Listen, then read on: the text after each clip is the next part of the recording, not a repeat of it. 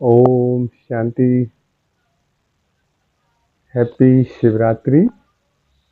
आप सभी को शिवरात्रि की बहुत बहुत मुबारकबाद और ईश्वर आपके जीवन में सुख शांति समृद्धि लेकर के आए और स्वर्ग का अधिकार जो परमात्मा देने आए हैं, जो स्वर्ग का अधिकार देने के लिए परमात्मा आए हैं, वो आप सबको प्राप्त हो और ऊंच पद प्राप्त करें। आप अपने पुरुषार्थ को तीव्र करें, ये मेरी शुभकामना है।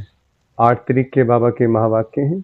मीठे बच्चे बाप की सकाश लेने के लिए खुशबूदार फूल बनो।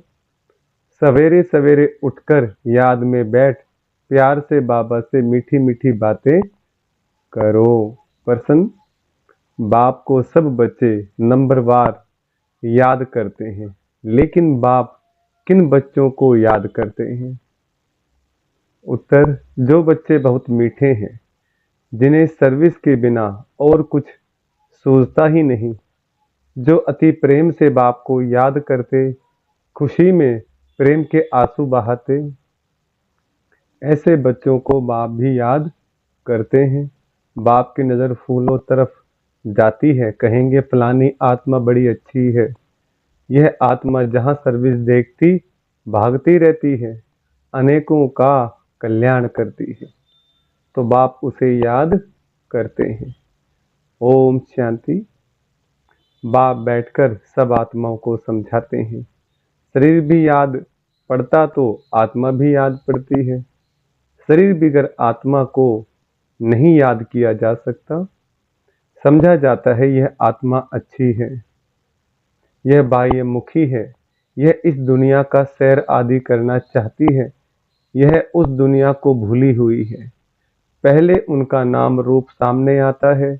फलाने की आत्मा को याद किया जाता है, फलाने की आत्मा अच्छी सर्विस करती है, इनका बुद्धि योग बाबा के साथ है, इनमें यह गुण है। पहले शरीर को याद करने से फिर आत्मा याद आती है। पहले शरीर याद आएगा क्योंकि शरीर बड़ी चीज है ना। फिर आत्मा जो सूक्ष्म बहुत छोटी है वह याद आएगी। इन बड़े शरीर की कोई महिमा नहीं की जाती है, महिमा आत्मा की ही की जाती है। इनकी आत्मा अच्छी सर्विस करती है। किनकी? ब्रह्मा बाबा की। फलाने की आत्मा इनसे अच्छी है। पहले तो शरीर याद आता है, बाप को तो अनेक आत्माओं को याद करना पड़ता है, शरीर का नाम याद नहीं आता, सिर्फ रूप सामने आता है। फलाने की आत्मा कहने से शरीर जरूर याद पड़ता है। जैसे समझते हो इस दादा के शरीर में शिव बाबा आते हैं, जानते हैं इनके तन में बाबा है, शरीर जरूर याद पड़ेगा। पूछते हैं हम कैसे याद करें? शिव बाबा को ब्रह्मा तन में याद करें या परमधाम में याद करें? बहुतों का प्रश्न उठता है।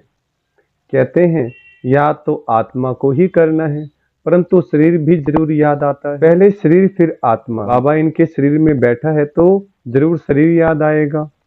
फलाने शरीर वाली आत्मा में यह गुण है, बाबा भी देखते रहते हैं। कौन मुझे याद करते हैं, किस में बहुत गुण है, किस किस फूल में खुशबू है। फूलों से सबका प्यार होता है, गुलदस्ता बनाते हैं, उसमें राजा रानी प्रजा भिन्न भिन्न फूल पत्ते आदि सब बनाते हैं।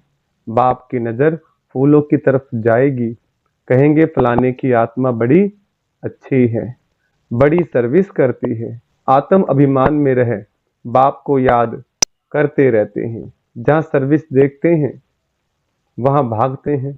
फिर भी सवेरे उठकर याद में बैठते होंगे तो किसको याद करते होंगे? शिव बाबा परमधाम में याद आता होगा या मधुबन में याद आता होगा? बाबा याद आता होगा ना।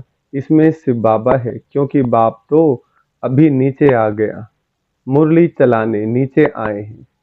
इनका अपने घर में तो कोई काम नहीं होगा, वहां जाकर क्या करेंगे?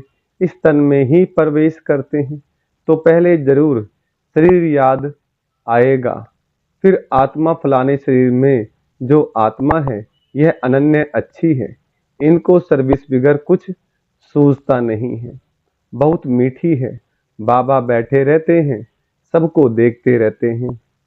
फलानी बच्ची बहुत अच्छी है, बहुत याद करती है।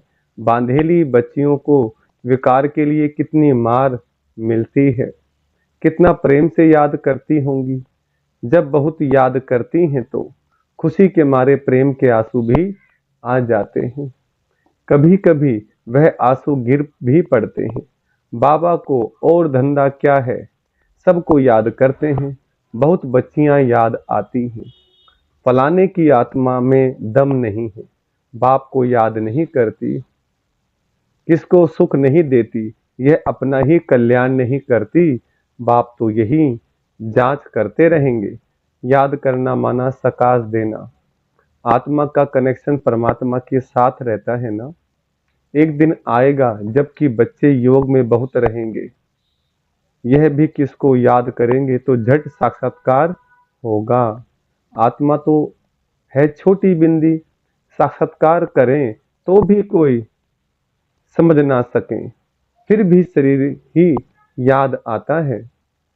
आत्मा है छोटी परंतु याद करती है तो उनकी आत्मा पावन बनती जाती है। बगीचे में वैरायटी फूल होते हैं, बाबा भी देखते हैं, यह बहुत अच्छा खुशबूदार फूल है।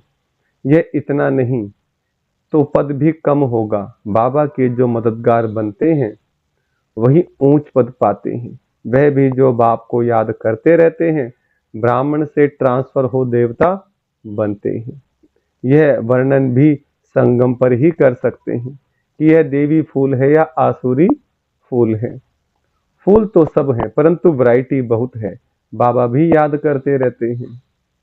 टीचर अपने स्टूडेंट को याद करेंगे ना, यह कम पढ़ते हैं, दिल में तो समझेंगे ना, यह बाप भी है, टीचर भी है। टीचर पढ़ने का जास्ती चलता है। टीचर को तो रोज पढ़ाना है, इस पढ़ाई की ताकत से वह पद पाते हैं। सुबह को तुम सब भाई बाप की याद में बैठते हो, वह सब्जेक्ट याद की है। फिर मुरली चलती है, वह पढ़ाई की सब्जेक्ट। मुख्य है ही योग और पढ़ाई। उनको या ज्ञान और विज्ञान भी कहा जाता है। यह ज्ञान विज्ञान भवन है, यहाँ बाप आकर सिखलाते हैं। ज्ञान से सारे सृष्टि की नॉलेज मिल जाती है। विज्ञान माना तुम योग में रहते हो, जिससे तुम पावन बन जाते हो। तुमको अर्थ का पता है। बाप बच्चों को देखते रहते हैं, देही अभिमानी बनने से ही भूत निकलेंगे, ऐसे नहीं सबके भूत फट से निकल जाएंगे। हिसाब किताब जब चुकते हो फिर चलन अनुसार ही पद पाएंगे। क्लास ट्रांसफर होते हैं, इस दुनिया का ट्रांसफर नीचे हो रहा है और तुम्हारा ऊपर हो रहा है। कितना फर्क है। वह कलयुगी सीढ़ी नीचे उतरते जाते हैं और तुम पुरुषोत्तम संगम युगी सीढ़ी ऊपर चढ़ते जाते हो। दुनिया तो यही है, सिर्फ बुद्धि का काम है। तुम कहते हो हम संगम युगी हैं, पुरुषोत्तम बनाने लिए बाप को आना पड़ता है। तुम्हारे लिए अब पुरुषोत्तम संगम युग है, बाकी सब घोर अंधियारे में है। भक्ति को वह बहुत अच्छा समझते हैं, क्योंकि ज्ञान का उन्हों को मालूम ही नहीं है। तुमको अभी ज्ञान मिला है, अब तुम समझते हो। ज्ञान की एक चुटकी से आधा कल्प के लिए हम चढ़ जाते हैं, फिर वहां ज्ञान की बात भी नहीं होगी। यह सब बातें महारथी बच्चे ही सुनकर धारण कर और सुनाते रहेंगे। बाकी तो यहाँ से निकले और खलास। कर्म अकर्म विक्रम का राज भी भगवान ही समझाते हैं। यह कल्प का संगम युग, जबकि पुरानी दुनिया खत्म हो नई दुनिया स्थापन होनी है। विनाश सामने खड़ा है, तुम संगम युग पर खड़े हो और मनुष्यों के लिए कलयुग चल रहा है। कितना घोर अंधियारा है, गिरते ही रहते हैं, कोई तो गिराने के निमित्त भी होगा, वह है रावण। इस सभा में वास्तव में कोई पतित बैठ नहीं सकता। पतित वायुमंडल को खराब करेंगे।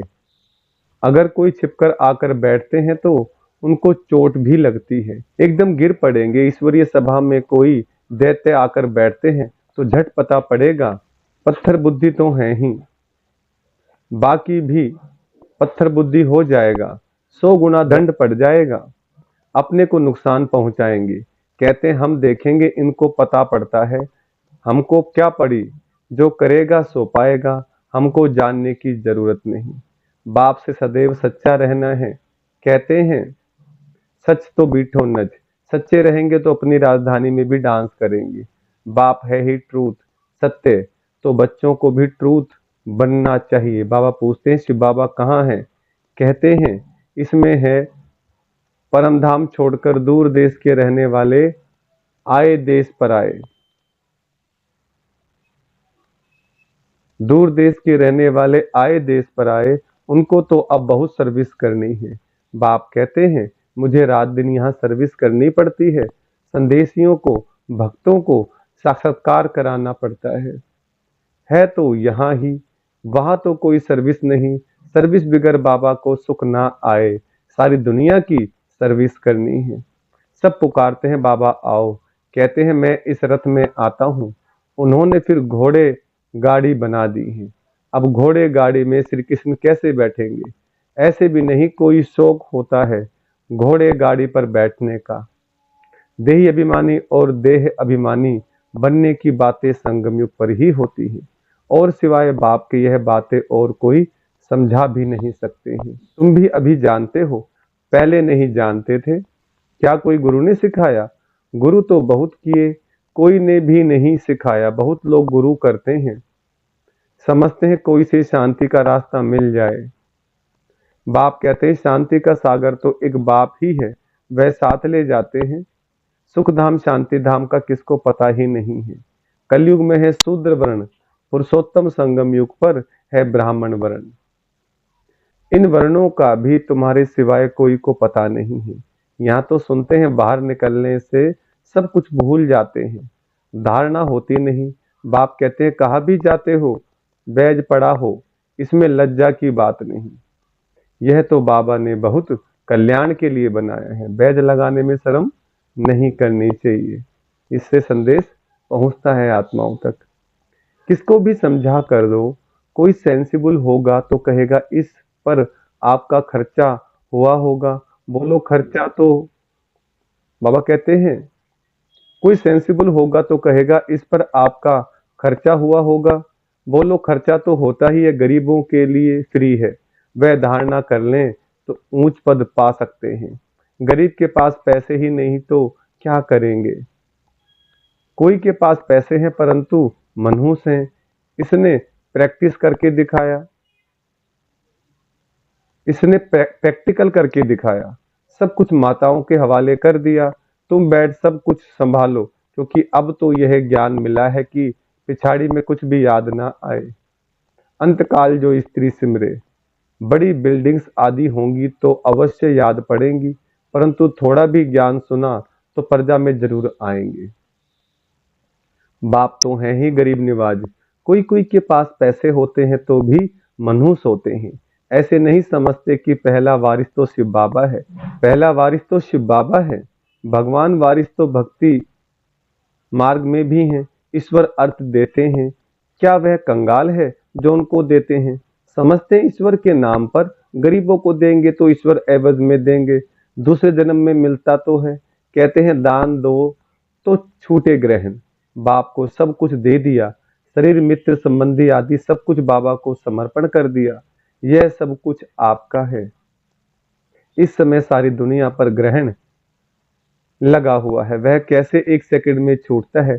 काले से गोरे कैसे बनते हैं यह अब तुम ही जानते हो, फिर औरों को समझाते हो।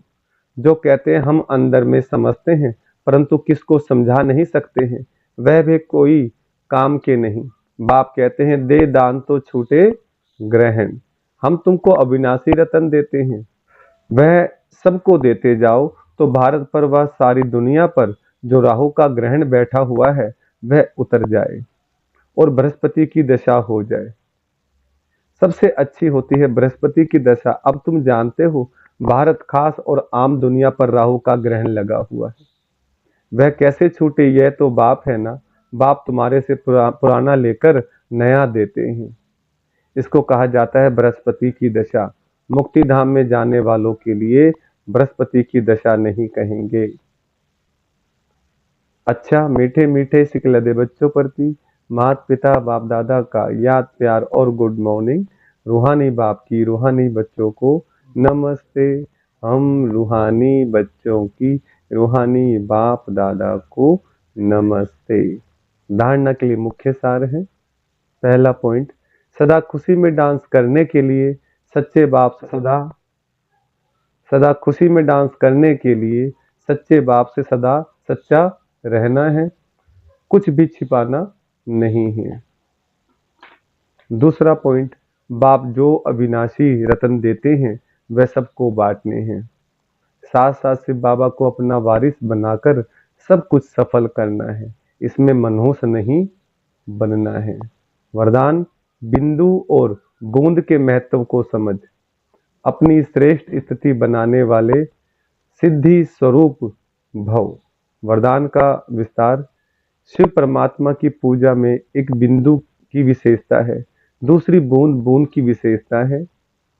दोनों का अपना महत्व है। आत्मा परमात्मा और प्रकृति का यह खेल अर्थात ड्रामा, तीनों का ज्ञान प्रैक्टिकल लाइफ में बिंदु ही अनुभव होता है।